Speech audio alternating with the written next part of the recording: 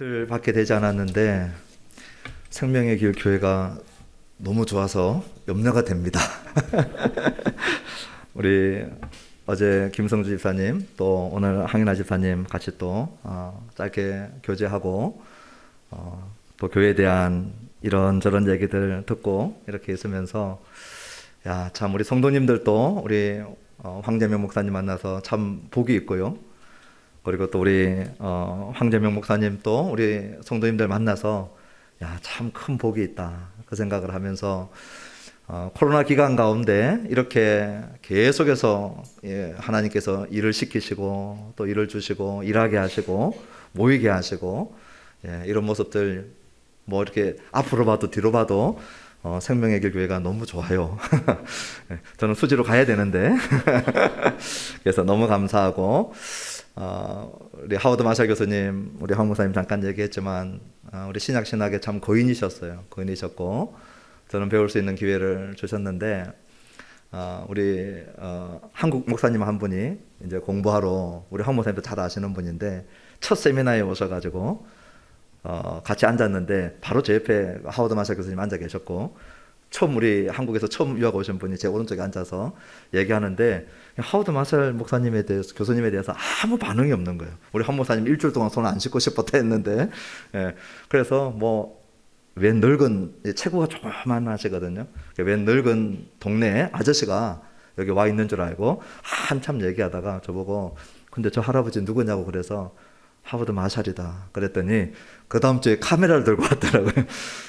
우리 세미나 할 때 카메라를 들고 와가지고 기념 촬영을 해야 되겠다고 해서 제가 아직도 잊지를 못하는데 우리 익숙하게 들었던 예수님, 계속 알고 알아봤고 읽어왔던 예수님, 오늘 우리 이 집회를 통해서 창립 기념 집회, 부흥 집회를 통해서 또 말씀을 통해서 우리 하나님께서 빛을 비춰주셨을 때 내가 늘 알아봤던 예수님, 내 옆집 아저씨 같고 친숙했던 예수님이 오늘 이 말씀을 통하여서 다시 한번 새롭게 보이고 그분의 모습 속에서 우리 하나님의 모습이 보이기 시작하고 그분에게 나타나는 영광이 우리 하나님의 영광이 되어서 정말 다음 주부터는 와서 카메라 들고 와서 우리 예수님 찍고 싶은 마음으로 우리 주님을 알아갈 수 있게 되기를 축원합니다. 우리 한번 기도하십시다. 주님 의지합니다. 성령님 도와주시고 오늘 이 시간에 생명의 길 교회 하나님 2년 전에 태어나게 하셨습니다. 한 생명이 태어나는데 얼마나 많은 준비와 기다림과 신비가 있는지 모릅니다. 주님 이 교회를 2년 전에 태어나게 하시고 지난 2년간 우리 주님 보살펴 주시고 여기까지 인도하심을 인하여 감사를 드립니다. 이 생명을 인하여 주님 앞에 감사와 영광을 올려드립니다. 주님 이렇게 태어나게 하신 이 어려울 때 태어나게 하신 생명의 길 교회를 통하여서 아버지 하나님 계획하신 모든 일을 이루어 주시옵소서. 영광을 거두어 주시옵소서. 소망이 되는 교회가 되게 하여 주시옵소서. 정말 이정표를 새롭게 만드는 교회가 되게 하여 주시옵소서. 오늘도 주님 바라보고 저희들 겸손히 모였습니다. 주님 말씀하여 주시고 예수 그리스도의 영광을 십자가의 영광을 비추어 주옵소서. 예수님의 이름으로 기도합니다. 아멘. 하나님을 직접 보면 죽습니다. 마찬가지로 하나님의 영광을 보지 못하면 똑같이 죽습니다. 하나님을 직접 보고 살자가 없어서 죽지만 하나님의 영광을 보지 못하는 자는 영적으로 죽은 자요 또 죽을 자입니다. 모세가 하나님의 영광을 체험하고 돌아왔고 이사야도 하나님의 영광을 체험하고 돌아왔는데 하나님을 직접 보지는 못했어요. 그 영광만 보고 돌아온 겁니다.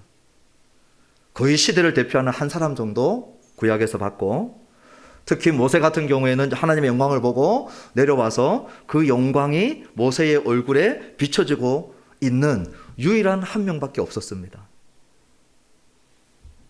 그런데 신약의 우리 성도들에게 있어서는 구약의 거의 대표적인 모세나 이사야 한 사람씩 정도밖에 한 시대에 보지 못하는 그 하나님의 영광을 우리 지난주에 어제 우리가 읽었던 본문을 통해서 볼 때 우리가 보았어요.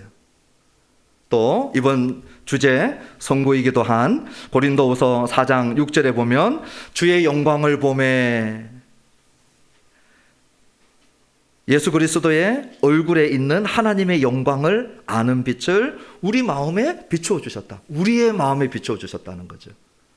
신약 시대에는 우리 신자들은 이 주님의 영광을 보기 시작하는 자들이고요. 한 사람만, 목사님이나 전도사님이나 교회 기도 많이 하신 권사님이나 이런 분들 한 사람이 보는 게 아니고 신자라고 하면 공동체, 신자 공동체가 다 보는 것이었어요.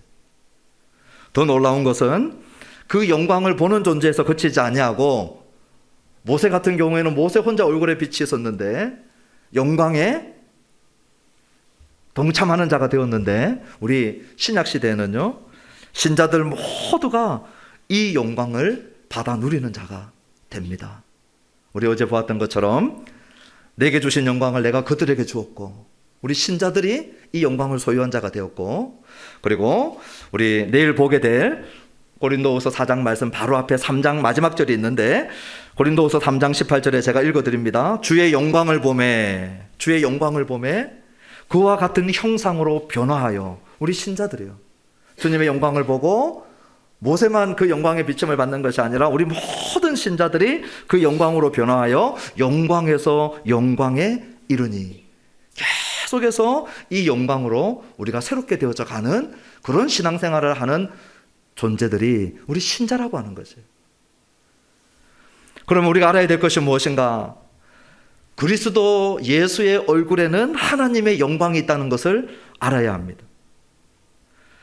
이 그리스도 예수에 있는 하나님의 영광을 아는 빛을 누가 비추어 주시느냐? 하나님께서 비추어 주십니다. 마치 천지를 창조할 때 어둠을 향하여서 빛이 있으라 했을 때 빛이 있듯이, 첫 창조의 빛이 빛나듯이 재창조의 빛, 보지 못하는 우리 안에 예수 그리스도를 바라보며 그리스도의 얼굴에 하나님의 영광이 비치는 것을 볼 수 있도록 우리를 재창조하시는 재창조의 빛을 누가 바라시느냐? 하나님께서 이 빛을 바라신다는 거예요.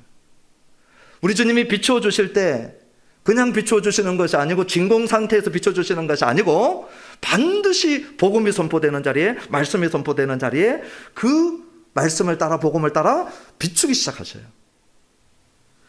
그래서 우리 어제 보았을 때에 우리 예수님은 그냥 예수님이 아니고 창세기 1장 1절의 태초보다 더 과거에 계셨던, 영원 전에 계셨던 하나님이시고 하나님과 함께 계시고 말씀 자체가 하나님이신 예수님이시구나 비추어 주실 때 보게 되는 거예요. 성막과 성전에 임했던 놀라운 하나님의 쉐카이나 글로리, 실제적인 영광의 임재의 글로리, 그 영광을 우리 예수님 위에 가득하게 머물러 계시는, 그 성전의 모든 것을 성취하시고 하나님의 영광 자체가 되어 계시는 예수님을 이 요한의 제자들과 신자들은 보고, 그리고 고린도 교회의 신자들이 보고 고백하고 있는 거예요. 우리 예수님을 주목하고 있을 때 그때 하나님의 영광이 보이는 자, 이 사람들이 신자라는 거예요. 어떻게 예수님을 보고 있으면 하나님이 계속 보이느냐? 우리 어제 읽지 않았지만 요한복음 1장 18절에 뭐라고 되어 있냐면 본래 하나님을 본 사람이 없으되 아버지 품속에 있는 독생하신 하나님이 나타내셨느니라. 하나님 본 사람 아무도 없다는 거예요. 직접 보면 죽죠. 그런데 그 하나님을, 독생하신 하나님, 독생자 예수 그리스도께서 그 하나님을 계속해서 우리에게 나타내신다는 거예요. 여기 나타낸다라고 하는 말이 엑스게오마이라고 하는 단어 자체가, 우리 전도사님들은 이제 신학교 가면 열심히 이 주해라고 하는 숙제를 합니다. 엑스지시스라고 하는 숙제를 하는데요, 본문 그대로, 본문에 내 생각 넣거나 내 큐티한 거 넣거나 내 감정 넣지 말고 본문이 말하고 있는 내용이 뭔가 그것에 대해서만 깨끗하게 끄집어내는 게 엑스지시스인데, 그 영어가 여기서 왔어요. 엑스게오마이. 좀 더 쉽게 얘기하면 우리 하나님이 누구신지를 우리에게 그대로 주해 주시는 분이 누구냐? 독생하신 하나님 예수 그리스도라는 거예요. 그러니 예수님을 가만히 보고 있으면 누가 보여야 돼요? 하나님이 보이는 거예요. 그런데 우리가 예수님을 주목하지 않고 예수님을 바라보면서 하나님이 보이실 때까지 보지 않는, 어떻게 보면은 영적인 이 박약함이 있어요. 그러므로 예수님의 얼굴에 하나님의 영광이 있음을 알고 그 예수님을 주목하고 있을 때 그 예수님이 하나님을 나타내시는 분이시자 하나님의 본질이라고 하는 것을 알고 이 빛을 비추어 주시는 분은 우리 하나님이시기 때문에 우리는 어떻게 해야 되느냐, 그 하나님이 그의 주권 가운데 신비한 역사를 하는데, 마치 우리 어제 말씀을 통해서 배웠던 것처럼 아기가 태어날 때 아기가 내가 결단하고 태어나는 게 아니고 태어남을 당하는 거죠. 육신의 출생은 혈통과 육정과 남편의 뜻, 사람의 뜻으로 태어나지만 하나님의 자녀들은 어떻게 태어나요? 아버지를 깨로부터 태어나는 자들이에요. 그러므로 하나님, 당신의 놀라운 주권적인 역사로 나에게 우리 주님을 볼 수 있는 눈을 열어주시고 비추어 주시옵소서 겸손하게 구하고, 동시에 우리는 이 복음을 주목하는 거예요. 예수 그리스도를 주목하는 거예요. 뚫어지게 바라보는 거예요. 그때 우리 하나님께서 그 영광을 아는 빛들을 계속해서 비추어 주시고, 그 예수님을 볼 때마다 그 하나님이 보이는 것이 끝이 아니고 그게 계속 우리 신자들이 부름받을 때까지 이 빛이 성장해 가는 거예요. 영광에서 영광으로 계속해서 나아가는 겁니다. 그래서 주님이 영광스러운 주님이시기 때문에 우리들도 영광스러운 존재가 되는 거예요. 그리고 우리 신자의 모임이 영광스러운 모임이에요. 오늘은 제가 십자가를 바라보면서 저를 변화시켰고요, 제 가슴을 지금도 뛰게 하고, 이 십자가만 생각하면 너무 감사해서 제가 봄날과 열매 맺는 가을만 좋아하는 게 아니고 우리의 인생에 살아가다 보면 추운 겨울이 오고 혹독한 이 터널이 와서 끝없는 터널을 지나갈 때도 있어요. 우리 신자들의 삶 가운데 고난도 있고 힘든 일들도 있잖아요. 그런 날에도 십자가를 바라볼 때 이 찬란한 영광이 너무 눈부셔서 우리 주님을 찬양할 수 있는, 저의 간증이에요. 저의 고백이고, 이 십자가야말로 너무나도 영광스러운 십자가이기 때문에 오늘 이 십자가의 영광, 영광스러운 십자가를 전하고 저는 갈 것입니다. 이 영광스러운 십자가는 요한복음 12장 31절과 32절에 잘 나타나 있는데, 이제 이 세상에 대한 심판이 이르렀으니 이 세상의 임금이 쫓겨나리라. 내가 땅에서 들리면 모든 사람을 내게로 이끌겠노라 하시니. 언제 이런 일이 일어났느냐? 32절에 내가 땅에서 들리면 일어났다는 거예요. 이 땅에서 들린다라고 하는 것이 무슨 말인가? 그 다음에 이 세상 임금, 우리 고린도후서 4장 4절에 나타나 있는 그 임금입니다. 이 세상 임금이 쫓겨났다고 하는데 도대체 어디서부터 어디로 쫓겨났느냐? 그리고 이 쫓겨남의 의미는 무엇이냐? 오늘 그 부분들을 집중적으로 살펴볼 겁니다. 그 뒷부분의 32절 마지막 부분에 있는 내가 땅에서 들리면 모든 사람을 내게로 이끌겠노라 했을 때 모든 사람을 다 구원한다는 만민 구원설이 아닙니다. 요한복음의 모든은 항상 조건이 있어요. 바로 앞이든 바로 뒤에든 항상 조건이 있어요. 누구든지 영생 얻는다가 아니고 누구든지 믿는 자는 영생 얻는다요. 그렇죠? 항상 조건이 있어요. 그러므로 만민 구원설이 아니라 아버지께서 그리스도께로 인도한 자, 그래서 예수님을 목자로 믿고 듣고 따라가는 자, 신자들을 얘기하는 것입니다. 그 앞부분을 집중적으로 볼 텐데요, 마태복음, 마가복음, 누가복음에서는 십자가를 얘기할 때 영광이다 얘기하지 않고 고난이다 그렇게 얘기합니다. 고난받고 버림당하고 죽임당하고 이렇게 얘기합니다. 그래서 공간복음에서 십자가를 바라보면 영광보다는 고난이 더 강하게 선포되고 있어요. 그런데 요한복음에서는요, 단 한 번도 고난이다 말을 한 번도 하지 않습니다. 십자가야말로 영광이다 그렇게 얘기합니다. 우리 예수님의 놀라운 승리를 얘기할 때, 우리 예수님이 이기신 그 승리를 얘기할 때 많은 학자들이 뭐라고 얘기하냐면, 광야에서 우리 예수님이 40일 동안 금식하면서 마귀와 만났을 때 그때 이긴 것이 결정적인 승리다 그렇게 얘기합니다. 제가 학자들의 이름은 되지 않겠습니다. 왜 그렇게 생각을 했느냐? 첫 번째 아담이 에덴 동산에서 마귀가 와서 시험했을 때 이기지 못하고 졌어요. 그 후유증이 우리 모든 인류에게 죄와 사망으로 계속해서 영향력을 미치고 있었어요.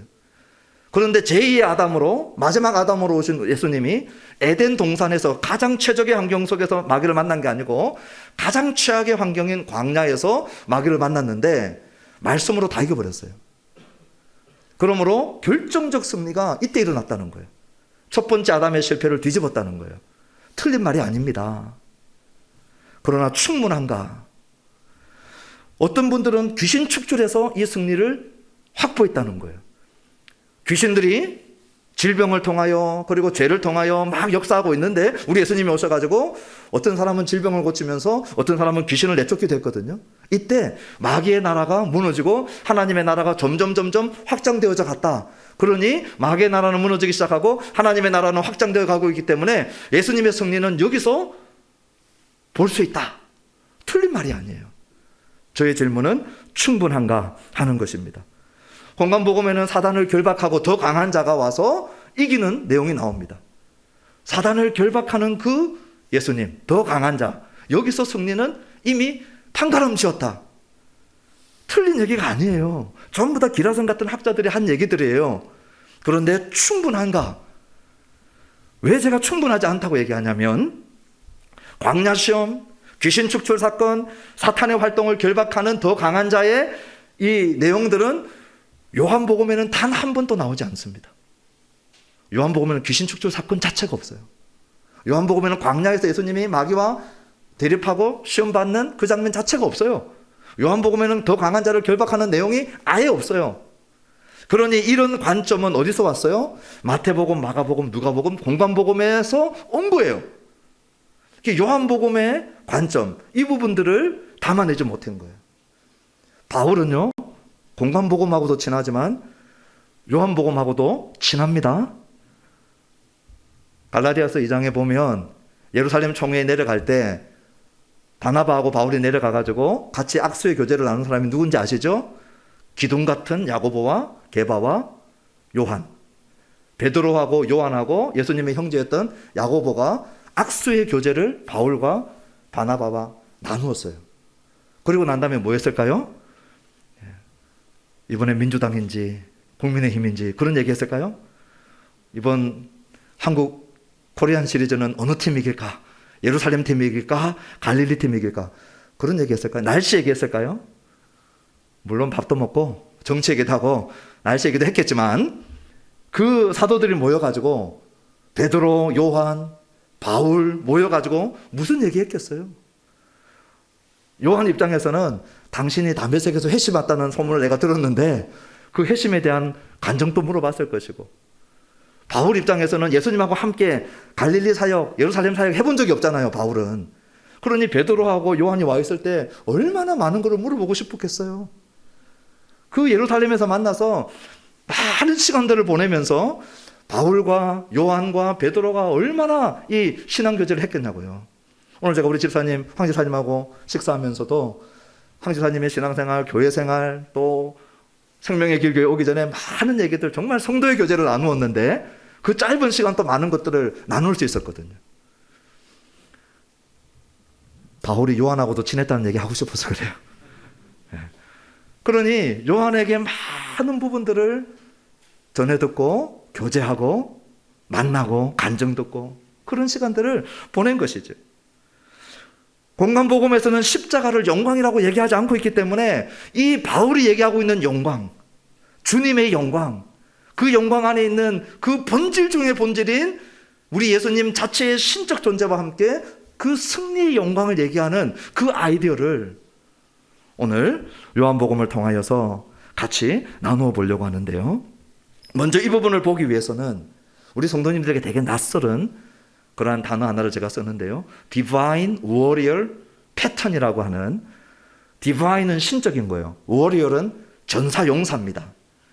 이 신적 전사의 패턴이 있는데 고대 근동에는 많은 사람들에게 잘 알려져 있는 이 바벨론 창조서 사실 같은 데 보면 에노마 엘리시에 보면 어떤 패턴이 나오냐면 이 마둑의 아버지, 이 바벨론 신이죠.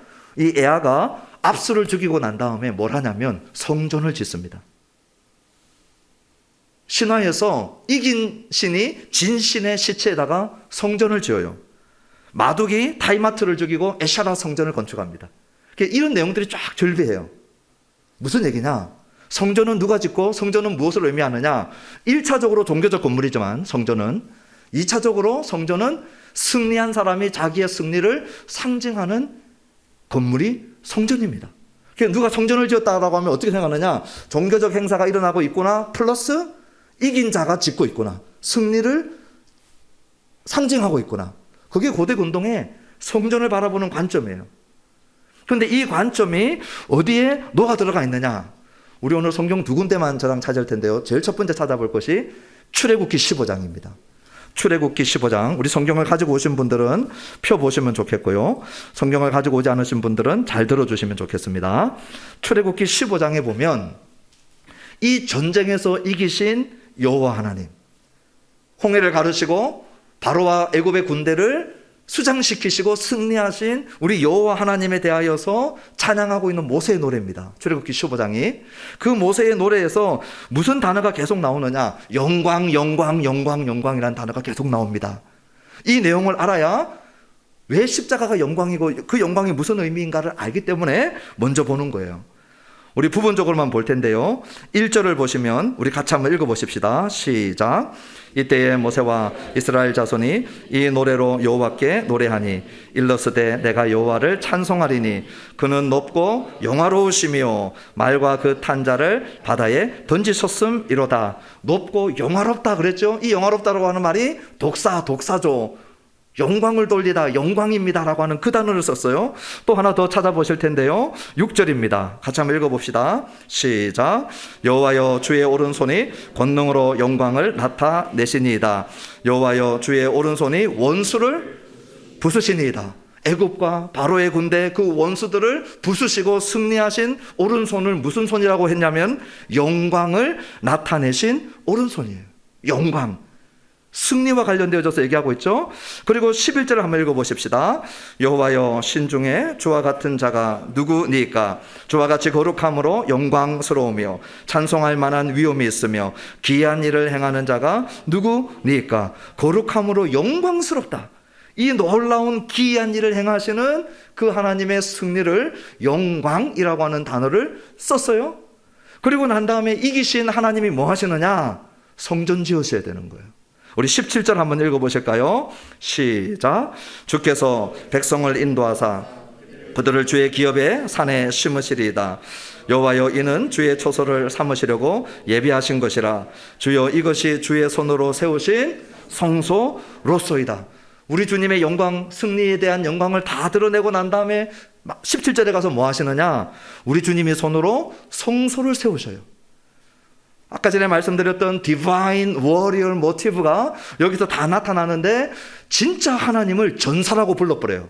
우리 15장 3절 한번 읽어봅시다. 시작. 여호와는 용사시니 여호와는 그의 이름이시로다. 한 번 더 읽읍시다. 시작. 여호와는 용사시니 여호와는 그의 이름이시로다. 우리 하나님이 싸우시는 전사라는 거예요.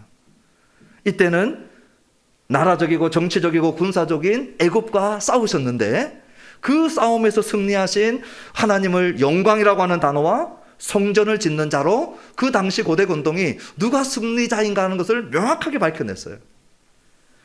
이 모습이 요한복음 1장 서론을 읽을 때 빛과 어둠이 충돌했다고 그랬죠. 어둠이 한 번도 위협을 받지 않았다가 빛이 침략해 들어옴으로 말미암아 전쟁이 시작되어졌는데 이 전쟁에서 어둠이 빛을 못 이겨요. 승리는 이미 선포되어졌어요. 그 승리되어진 승리의 주인인 예수님이 뭐 하셨느냐? 어제 우리 가운데 고하심에 에스케노센 성막을 지어버리시고 성전을 지으신 거예요. 그러므로 이 싸움에서 진짜 승리자가 누구인가를 다 드러냈는데 이 싸움은 지역적이고 국가적이고 정치적이고 군사적인 싸움이 아니고 로마와의 싸움이 아니고 그 당시 유대인들이 그렇게 기다렸던 로마의 식민지 생활을 지긋지긋한 식민지 생활을 끝내고 싶었거든요. 메시아가 오시면 우리 식민지 생활 끝냈으면 좋겠습니다. 이스라엘 역사가 식민지 역사잖아요. 아수르로부터 바벨론으로부터 메데바사로부터 그리고 바사 연합국 제국 통일제국으로부터 그 다음에 헬라로부터 지금 현재는요 로마에게까지 주구장창 식민 통치만 당하고 오던 그들의 마음속에 메시아는 이 지긋지긋한 식민 통치로부터 우리를 건져주십시오. 그걸 기다리고 있었거든요. 그런데 우리 주님은 오셔서 빛과 어둠의 전쟁으로 말씀을 하시고, 우리가 생각하는 이런 원소들보다도 훨씬 큰 코스믹, 이 우주적인 그러한 세력들을 다루시는 존재로 오신 거예요. 이 전쟁에서 우리 주님이 이미 이기셨다는 거예요. 그리고 그의 영광을 얘기하고, 그리고 그가 성전 짓는 분이 되심을 얘기하는 거예요. 그래서 우리가 어제 본 대로 우리 주님이 빛과 어둠의 전쟁에서 이기신 이 우주적인 승리, 오늘 우리가 보려고 하는 것이 이 부분이에요. 우리 성도님들이 구원의 확신이 있습니까? 물어보면 예. 전부 다 개인적이고 개인 구원에 대한 확신에 대해서 되게 중요하게 여기는데, 한 번 더 생각을 해보면요, 내 개인 구원의 확신이 어디에 근거하고 있느냐? 예수 그리스도의 이 코스믹 빅토리, 우주적 승리가 없었다면 오늘 저와 여러분들이 확신하는 우리의 확신의 근거가 아무것도 없어요. 그러므로 나의 개인의 구원의 확신을 위해서라도 뭘 잘 알아야 되느냐? 이 그리스도의 우주적 승리를 잘 알아야 한다는 것입니다. 이 우주적 승리를 이해하기 위해서는 이제 요한복음에서는 우리 예수님이 이 영광의 때가 십자가의 때인데, 그 영광의 때가 계속해서 오지 않았다고 합니다. 지금 녹화되고 있으니까 제가 요한복음 2장 4절, 그리고 요한복음 7장 30절, 그리고 요한복음 8장 20절, 우리 주님이 계속 뭐라고 하냐면요, 내 때가 이르지 아니하였으니, 아직 때가 이르지 아니하였으니, 아직 때가 이르지 아니하였으니, 계속해서 때가 이르지 않았다 그래요. 그런데 예루살렘에 딱 들어오시고 난 다음에 요한복음 12장에 들어오면 우리 예수님께서 뭐라고 하느냐, 이제 때가 이르렀다 그래요. 오늘 우리 본문인 요한복음 12장을 한번 펴보십시오. 원래 우리가 읽었던 본문이죠. 요한복음 12장에 보시면 이때까지 이르지 아니한 때가 이르릅니다. 그때가 12장 23절이에요. 우리 다 같이 한번 요한복음 12장 23절의 말씀을 한번 읽어보십시다. 시작. 예수께서 대답하여 이르시되 인자가 영광을 얻을 때가 왔도다. 이제 요한복음 12장 23절 예루살렘에 입성하시고 난 다음부터 이때는 언제냐? 6월절을 엿새 남겨둔 때입니다. 6월절 절기, 출애굽의 시작점이었던 그 6월절, 어린 양의 피가 문설주와 임방에 발라져 있을 때 그 피를 보고 장자의 죽음이, 초태생의 죽음이 넘어갔던 그 6월절을 엿새 앞두고 있었던 시점이 요한복음 12장 시점입니다. 다시 얘기하면 우리 예수님이 이 땅에서 며칠 남아있느냐? 6일 남아있어요. 6일. 그리고 십자가로 향하는 그 때를 뭐라고 불렀느냐? 영광의 때라고 부른 거예요. 그 인자가 영광 받을 때가 왔다. 십자가를 향하여서 이 영광의 때라고 얘기하고 있는 것이죠. 그 예수님께서 이제 요한복음에 들어와가지고 영광의 때가 도착하자마자 계속해서 하시는 말씀이 있는데, 그게 뭐냐? 높이 들림 받는다는 거예요. 마태복음, 마가복음, 누가복음에서는 십자가를 영광이라고 하지 않고 고난이라고 했는데, 요한복음에서는 고난이란 말을 단어 자체도 쓰지 않으면서 영광이란 말과 함께 뭐라고 쓰고 있냐면 높이 들림 받는다. 십자가는 이렇게 생겼어요. 가로목을 죄수가 메고 갑니다. 그리고 세로목은 그 사형 장소에 놓여져 있어요. 그러면 가로목을 메고 가서 그 사형 장소에서 누워서 세로목과 결합되어집니다. 그리고 손목을 묶고 가장 신경이 관통하는 그 부분에 못을 찌릅니다. 그리고 양쪽에 양손을 먼저 못 받고, 그리고 그 묶여있는 그 나무를 땅바닥에서 높이 들어 올립니다. 그리고 난 다음에 두 다리를 모아서 마지막으로 못을 박아 고정시킵니다. 그러니 십자가는 땅바닥에서 들리는 거예요. 그런데 요한은 그렇게 들렸다라고 하는 것들을 얘기하는 것보다 훨씬 높이 들렸다는 거예요. 요한에게 있어서 십자가는 어디까지 들렸느냐? 그냥 지상에서 이 나무가 들린 이 정도가 아니고 우리 예수님의 이 십자가의 승리의 영향력이 코스믹, 전 우주적인 영향력을 미칠 만큼 높이 들렸다는 거예요. 그래서 여러분들이 요한복음을 읽어보면요, 이렇게 얘기합니다. 요한복음 3장 14절에 모세가 광야에서 뱀을 든 것 같이 인자도 들려야 하리니. 십자가에서 고난당했다? 그런 얘기 안 한다니까요. 들렸다는 거예요. 요한복음 8장 28절에는요, 너희가 인자를 든 후에 내가 그인 줄 알리라. 십자가에서 처참하게 죽었다, 고난당했다 그렇게 안 하고 계속 들렸다. 승귀와 종귀의 언어를 쓰고 있는 거죠. 그리고 마지막으로 오늘 우리가 읽었던 12장 32절에 내가 땅에서 들리면, 그러니 이 들리면은 무엇을 얘기하는 거예요? 십자가 사건을 얘기하는 거예요. 그 십자가 사건이 본격적으로 시작되는 곳이 어디냐? 오늘 우리가 읽었던 12장 1절, 예수님께서 그 처형의 장소와 가까이 있는 예루살렘으로 들어가시는 것이죠. 이 예루살렘에 들어와서 무슨 일이 있습니까?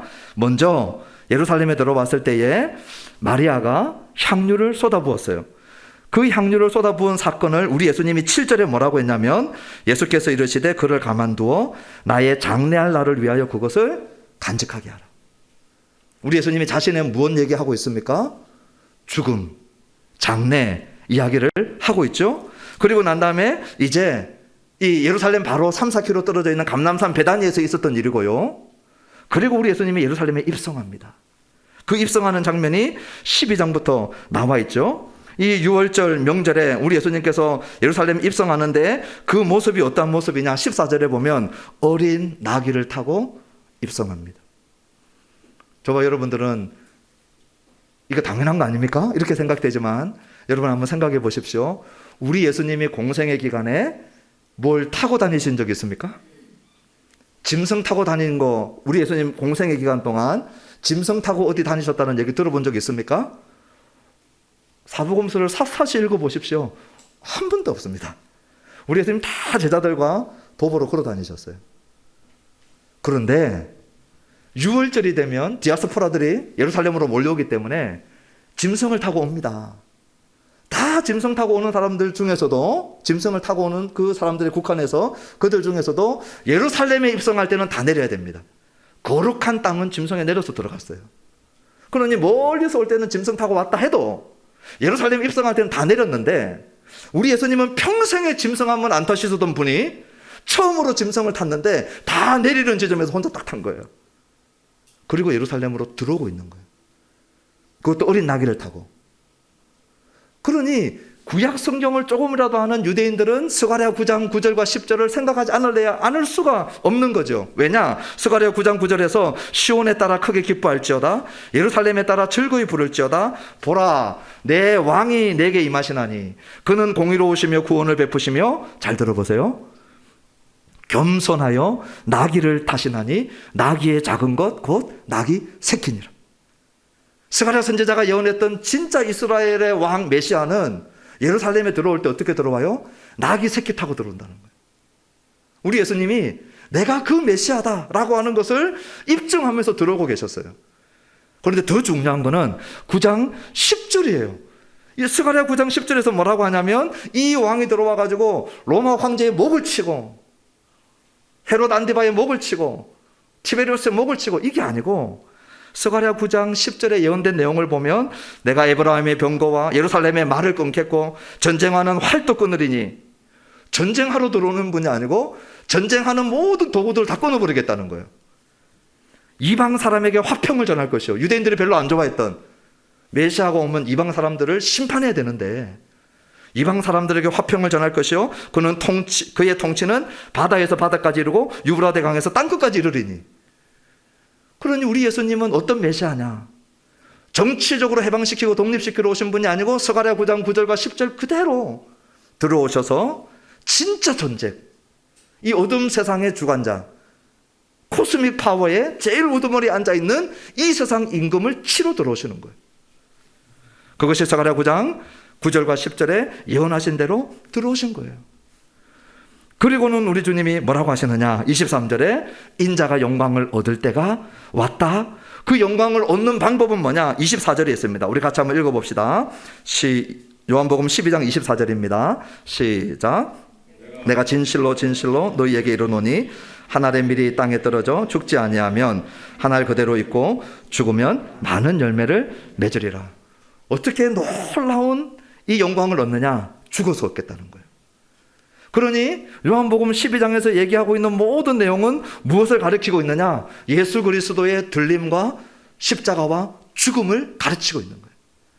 그것이 뭐라고요? 영광의 때라는 거예요. 영광 자체의 일들이 이때 일어난다는 거예요. 그럼 도대체 무슨 일이 일어나기 때문에 이때를 영광의 때라고 하느냐? 우리 31절을 주목해 보십시오. 12장 31절에 이렇게 얘기합니다. 이제 이 세상에 대한 심판이 이르렀으니 이 세상의 임금이 쫓겨나리라. 언제? 32절에 내가 땅에서 들리면 십자가 사건에, 십자가 사건 때 이 일이 일어날 거라는 거예요. 그러면 질문은요, 이제부터 이거 하면 저는 오늘 나눌 말씀을 다 나누는 겁니다. 언젠지는 우리가 알았어요. 주님이 들리는 때, 요한의 언어로 십자가의 때. 그러면 무슨 일이 일어나느냐? 이 세상 임금이 쫓겨난다는 거예요. 이 세상 임금은 누굽니까? 로마 황제가 아니고요, 티베리우스 황제가 아니고 어둠 세상의 주관자인 사탄을 얘기합니다. 그러면 남은 질문은 뭐냐? 사탄이 어디에서 어디로 쫓겨나느냐? 이거 남았어요. 이걸 확인하고 난 다음에 그 의미가 뭐냐? 그러면 끝납니다. 요한은 사탄이 어디에서 어디로 쫓겨나는지에 대해서 요한복음에서는 구체적으로 얘기하지 않았습니다. 그러나 계시록에 가면 구체적으로 얘기하는데, 우리 이제 순차적으로 계시록까지 갈 텐데요, 어디에서 쫓겨나는지 먼저 말씀을 드리면 하늘에서 쫓겨납니다.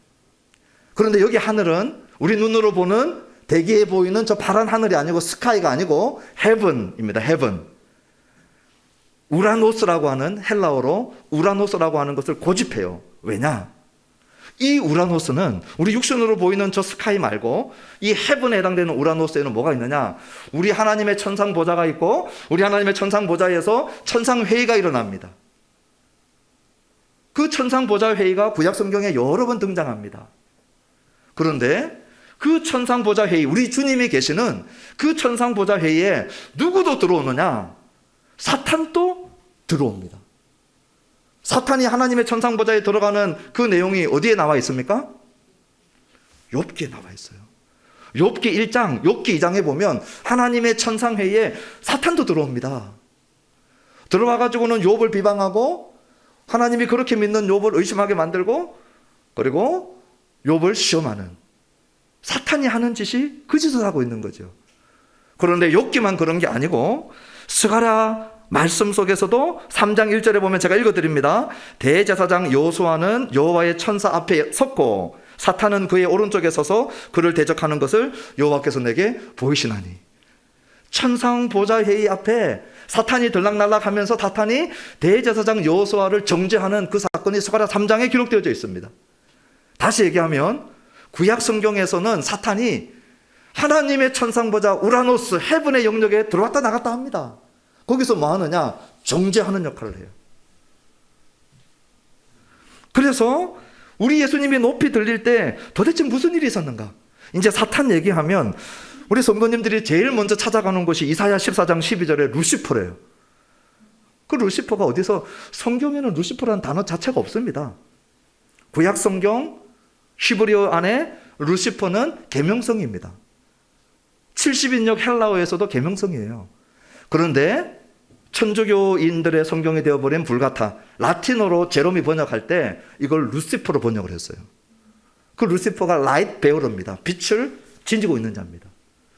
라틴어로 오기 전까지는 루시퍼라고 하는 개념 자체가 없었어요. 사람들이 너무 사탄의 정체성에 대해서 루시퍼라고 확신하고 있는데, 우리 신구약 개념으로, 히브리어 70인역 개념으로는 루시퍼 개념 자체가 없습니다. 이사야 14장의 배경은 바벨론 왕에 대한 심판 배경입니다. 역사적 바벨론 왕. 그렇기 때문에 여러분들이 너무 빨리 루시퍼로 이사야 14장을 가지고 달려가는 일들은 좋은 해석이 아니에요. 다만 요한 계시록에 오면 이 바벨론이 사탄의 나라를 대변하고 있어요. 그래서 계시록적인 관점으로 와가지고 바벨론을 사탄적인 나라로 보는 것은, 그거는 성경적입니다. 제가 볼 때는 이사야 14장보다는 에스겔서 28장이 사단과 훨씬 가깝습니다. 제가 읽어드릴 텐데요. 에스겔서 28장에 가면 13절에 네가 옛적에 하나님의 동산 에덴에 있었다. 여러분 에덴 사건 기억나시죠? 창세기 3장 사건. 에스겔 28장에서 너 에덴에 있었다 그랬어요. 그리고는 뭐라고 하냐면요, 네가 범죄하였다 그랬어요. 네가 범죄했다. 그래서 하나님의 산에서 쫓아내고, 이런 말이 나옵니다. 에스겔 28장에 나와요. 오히려 이사야 14장보다는 이 에스겔 28장이 훨씬 사단의 기원과 가까운데, 에스겔 28장의 배경도 두로 왕에 대한 배경입니다.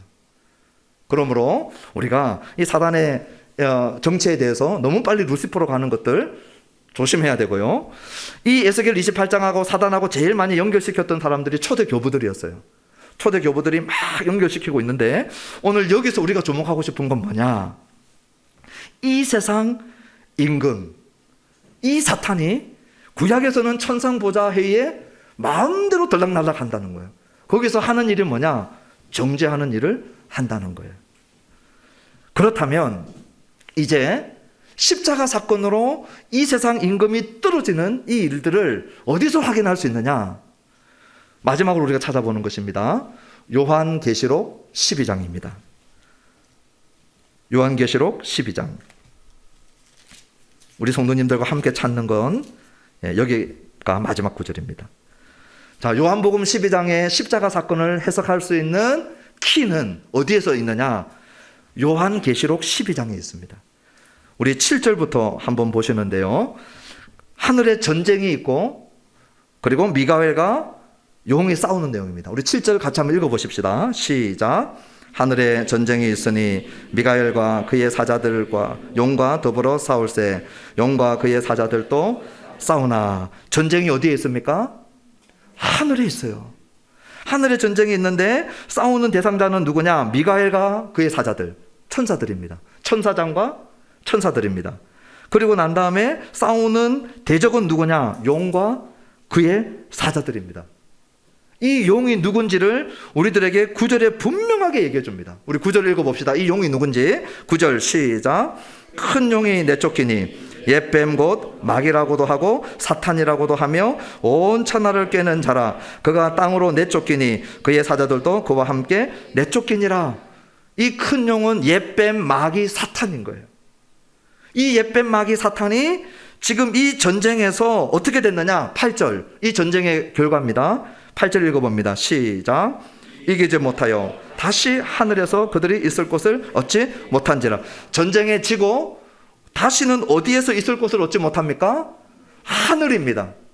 여기에 이 하늘은 전부 다 우라노스예요. 우라노스. 그 우라노스에서 다시는 있을 곳을 얻지 못한다는 거예요. 그러면 이 싸움에서 이긴 미가엘은 누구냐? 천사가 싸워서 이겼느냐? 천만에요. 우리 성도님들이 이래서 성경을 읽는 것이 조금 어려울 수 있는데, 크리스탈로지라고 하는 기독론이 있습니다. 기독론은 예수님에 관한 건데, 어린 양 기독론은 예수님이 어린 양으로, 로고스 기독론은 예수님이 로고스로, 그런 기독론 가운데 계시록에는 무슨 기독론이 있냐면 천사 기독론이 있습니다. 천사를 통하여 일하시고 계시는 그 모습이 우리 그리스도가 일하시는 천사 기독론이 있어요. 오늘 여기 나와서 싸운 용과 옛뱀과 싸운 사람이 미가엘이 진짜 누구냐 하는 것은 이 싸움의 승리의 영광을 누구에게 돌리는지 보면 알아요. 만약에 미가엘에게 돌리면 미가엘이 싸운 겁니다. 그런데 미가엘에게 돌리잖아요. 잘 보십시오. 10절입니다. 10절에 이 승리를 누구에게 돌리는지 보십시오. 같이 한번 읽어보십시다. 시작.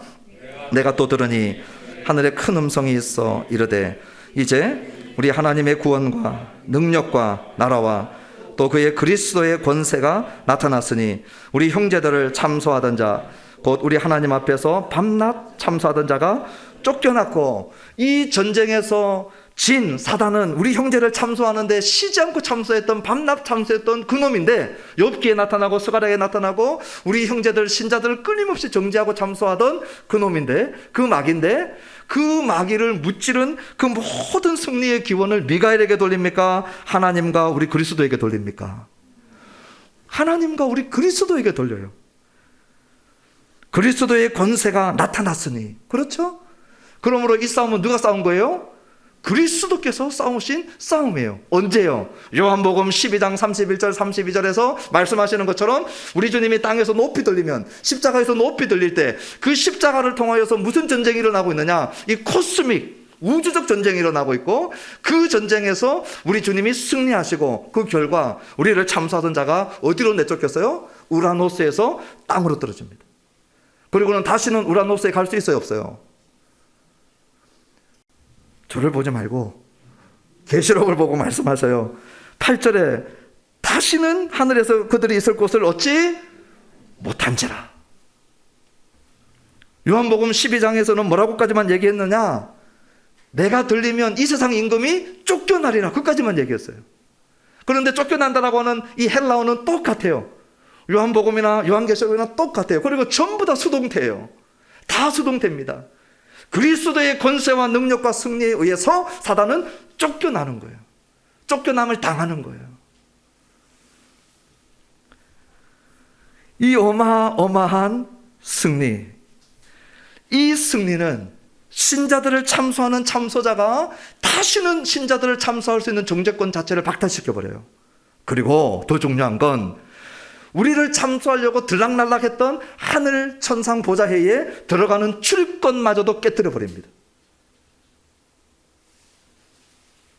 만약에 검사가 우리를 고소하려고 법정에서 계속 우리를 고소하는데 검사 자격을 박탈시켜버려요.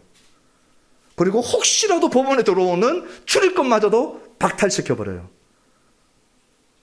마치 십자가 사건을 통하여서 우리를 정죄하는 정죄권만 박탈시킨 게 아니고 다시는 하늘 법정에 들어오는 것 자체를 못하게 하게끔 우리 주님이 박탈시켜버린 거예요.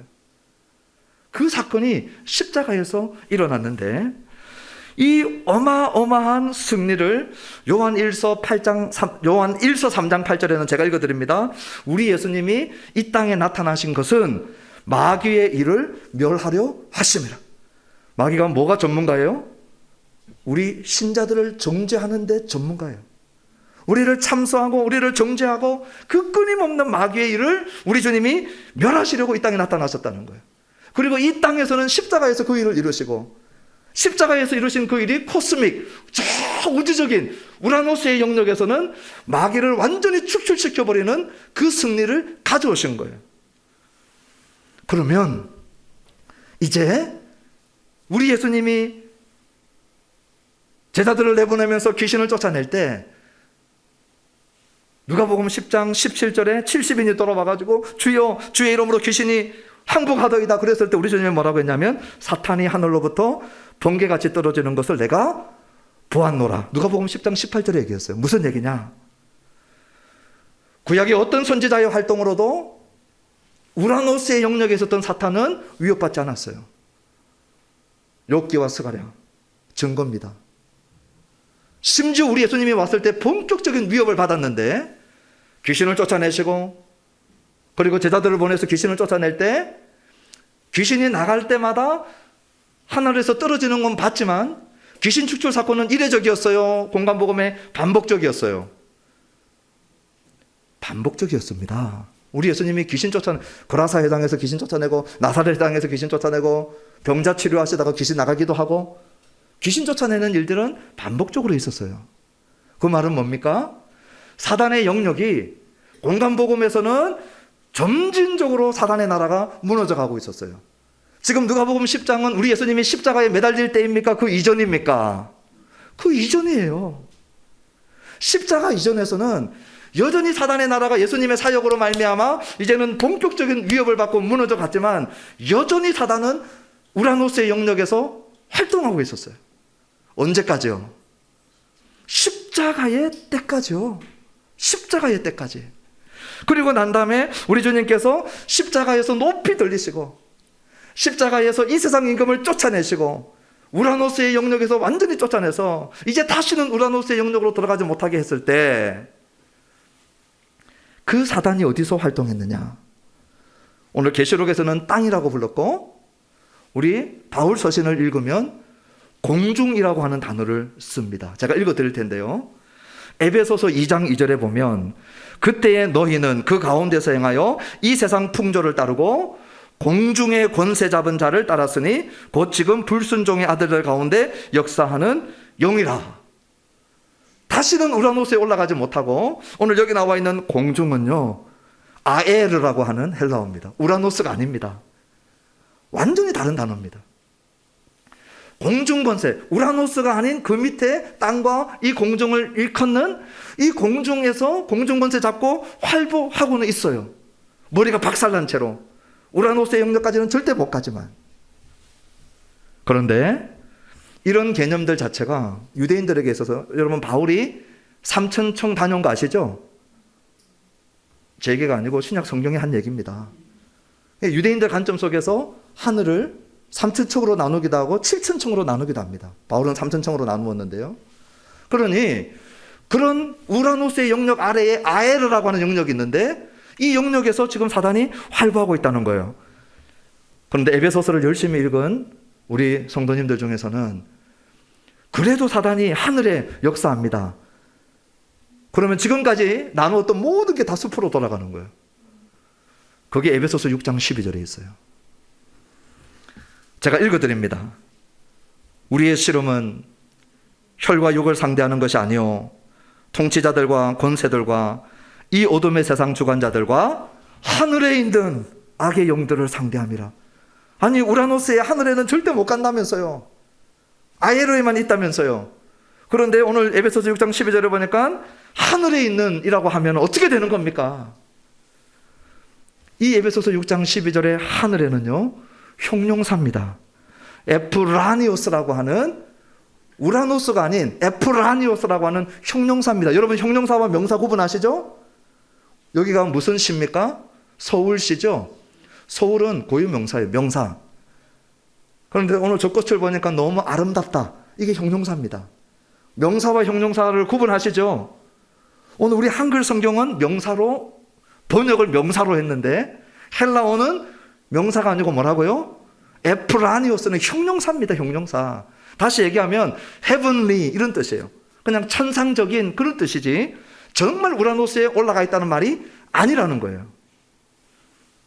그래서 우리 주님의 이 승리가 십자가로 말미암아 우리 성도들을 정죄하는 것으로부터 완전히 자유케 한 거예요. 오늘 우리를 항상 밤낮 창수하고 정죄하던 그 사단의 정죄의 화살에 신자들이 계속 당하는 것은 이 십자가의 승리의 크기와 강도를 모를 때, 우리 예수님이 십자가에서 무슨 일을 이루었는지 모를 때 계속 당하는 거예요. 사단은 신자를 정죄할 권한 자체가 없어요. 그리고 합법적으로 천상보좌회에 들어갈 자격 자체도 없어요. 이 사실을 알고 있었던 바울이 뭐라고 했습니까? 로마서 8장 1절에 그러므로 그리스도 예수 안에 있는 자에게는 결코 정죄함이 없나니. 그가 골로새서 2장 14절 15절에 이렇게 얘기했어요. 우리를 거스르고 불리하게 하는 법조문으로 쓴 증서를 지우시고. 이게 뭐냐? 사단이 우리를 정죄하는 리스트예요. 제하여 버리사 십자가에 못 박으시고. 바울이 얘기하는 통치자들 권세자들은 다 영적 세력들이에요. 이 흑암의 권세들이에요. 그 통치자들과 권세들을 무력화하여 드러내어 구경거리로 삼으시고 완전히 짓밟아 승리하여서 포로로 삼으셨는데 무엇으로 이겼느냐? 잘 들어보십시오. 십자가로 그들을 이기셨느니라. 바울은 이 십자가의 영광을 또렷하게 본 사람이에요. 그 십자가가 어떤 승리를 가져왔는지 분명하게 본 사람이에요. 그러니 결코 정죄가 없구나. 그리고 십자가로 이기셨구나. 이 이기신 예수 그리스도의 모습 속에서 뭘 보는 거예요? 출애굽기 15장에 전사이신, 진짜 용사이신, 워리어이신 여호와 하나님의 모습을 우리 예수님의 모습 속에서 보는 거예요. 그리고 여호와께서 승리하셨을 때 그 영광이 오늘 요한도, 오늘 바울도 십자가를 향하여 이 영광을 다 돌리는 거예요. 그리고 십자가로 저와 여러분들을 정죄로부터 우리를 깨끗하게 구원해내시고 사단이 우리를 정죄하러 오는 그 출입권마저도 박살을 내신 이 승리를 십자가로 우리들에게 안겨주신 거예요. 그러므로 이 십자가를 볼 때마다 어떻게 되는 거예요?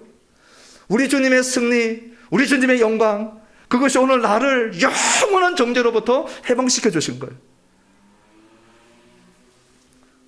제가 예배를 할 때 저도 울 때도 많아요. 그런데 어떤 성도님들이 예배할 때 우는 모습을 보고 저는 해석을 잘해야 된다 생각을 해요. 정말 회개를 해도 구원받은 하나님의 자녀가 되었는데 아버지의 모습을 지독하게 닮지 않은 나를 보면서 하는 회개는 건강한 회개입니다. 왜냐? 내 자녀라고 하는 정체성을 잃어버린 적이 없는 회개예요. 내가 자녀인데 아버지 모습 너무 못 닮은 거예요. 내가 자녀인데 예수님 모습 너무 못 닮은 거예요. 그래서 어떻게 하는 거예요? 그게 아파서 우는 거예요. 이런 눈물은 진짜 귀한 눈물이에요. 내가 자녀라고 하는, 구원받은 자녀라고 하는 것에 흔들림이 있어요? 없어요? 1도 없어요. 그런데 어떤 회개는요? 신앙생활을 수십 년 했든 안 했든 상관없이 내 구원의 전 존재가 흔들리면서 불안해서 우는 회개가 있어요. 예수님을 나의 구주로, 내가 예수님을 믿고 나의 유일한 구원자로 받아들였는데, 그래 놓고도 자기 자신이 연약함과 범죄함 속에서 사시나무 뚫리듯이 흔들려서 너무 두려워가지고 내 구원을 잃을까봐, 내 구원이 어떻게 있는지 몰라서 우는 회개는 인간적으로는 충분히 이해가 되는 회개지만 신앙적으로는 우리 예수 그리스도께서 이루어 놓으신 이 승리를 모욕하는 그런 의도치 않은 눈물이 될 때도 있다는 거예요. 오늘 우리 생명의 길 창립 부흥집회에 참석하신 우리 성도님들, 십자가를 바라보면서 우리 주님이 십자가에서 높이 들리셔서 천상에 밤낮 우리를 참소하는 저 사단을 다시는 우리를 정죄하지 못하도록 그 정죄권을 완전히 박살내시고 그 사단을 천상 보좌에서 다시는 들어올 수 없게끔 만들어 놓으신 그 십자가의 승리의 영광이 오늘 여러분들을 눈멀게 할 수 있게 되기를 축원합니다. 십자가를 바라볼 때마다 여러분 이 영광에 온전히 휩싸일 수 있게 되기를 축원합니다. 그 십자가의 영광이 오늘 여러분의 자랑이 되시고 여러분의 찬양의 이유가 되시고 오늘 여러분의 예배의 이유가 되시고 어디 가든지 우리가 이 복음을 자랑할 수 있는 근거가 되어지기를 주님의 이름으로 축원합니다. 우리 한번 기도하십시다. 주님, 간절히 기도합니다. 여기 예배하는 우리 생명의 길 성도님들, 주님 빛을 비추어 주시어서 십자가가 고난으로만 보이지 않게 도와 주시옵소서. 십자가가 진정한 영광으로 보여지는 시간 되게 하여 주시옵소서. 주님 높이 들리셨습니다. 그리고 이 세상 임금을 쫓아내셨습니다. 우리를 정죄하는 밤낮 참소하던 저 옛뱀 마귀 사단을 우리 주님 십자가로 완전히 쫓아내시고 우리에게 온전한 승리를 주셨습니다. 이 영광스러운 십자가에 눈멀게 하여 주옵소서.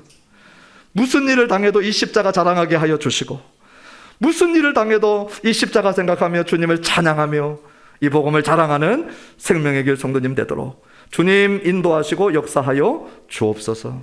예수님의 이름으로 기도합니다.